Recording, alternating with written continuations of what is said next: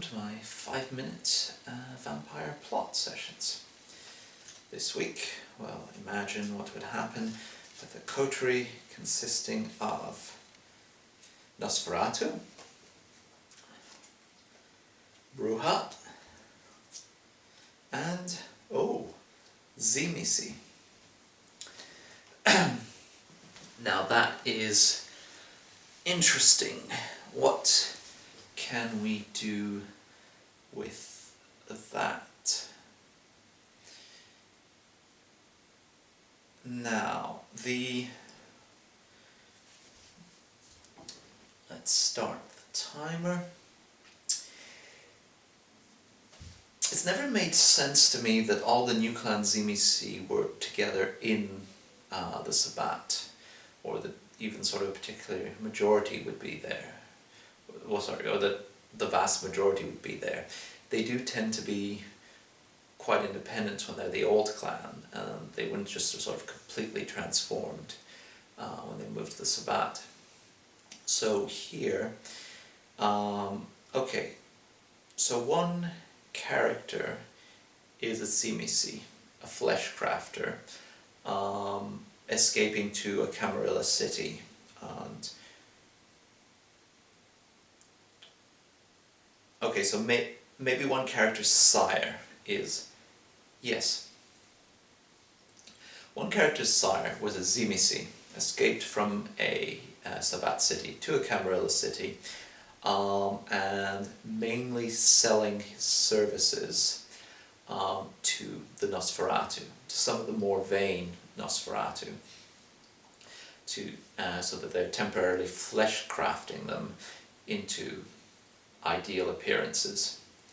Some of the less vain Nosferatu are also using this to get disguises that Auspex cannot see through, to be spring surprises on even high Auspex opponents. So quite well established and quite respectable in the city. And then he creates a child. The process is, however, well, doesn't really get permission from the prince, obviously, but it's reasonably influential, and it probably isn't going to sort of rebound too badly on him. But the process is interrupted by a passing Brujah gang, who are no doubts as to what they're seeing, jump on the elder Tzimisce, bash him up. He just barely manages to escape. And the Brujah are now left with a Tzimisce Childe in a Camarilla city, who is suddenly their responsibility. And without knowing it, they've also got the enmity of the Nosferatu clan.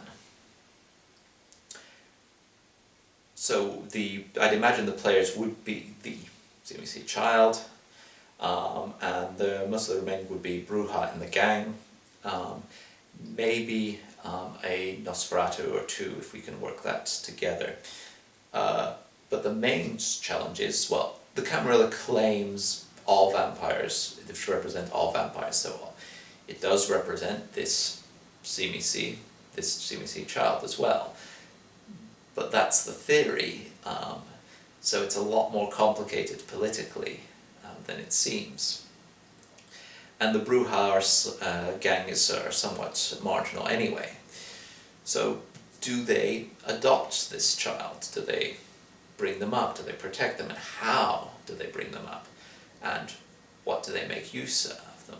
And when the Nosferatu start coming calling to either waste the Brujah who attacked their pet flesh crafter, or sent by the flesh crafter to get this child back, how does everything happen? What sort of dynamics goes on there?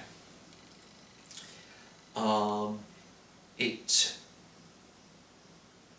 would also be good, well, it's always good if there's sort of more complicated political dynamics going in the city at some point. So if there was a coup or a weakened prince, and these ended up being pawns in other people's other major players' power games, and traded off between the Nosferatu, between the Brujah Primogen maybe, between the Tzimisce Fleshcrafter, and between the power structure of the city. However, Brujah are notoriously bad at accepting a role of pawns, and may react quite violently or aggressively when they find that out. Okay, that's the bare bones of the plot. I hope you like it. Feel free to make use of it in whatever way you want. Thanks.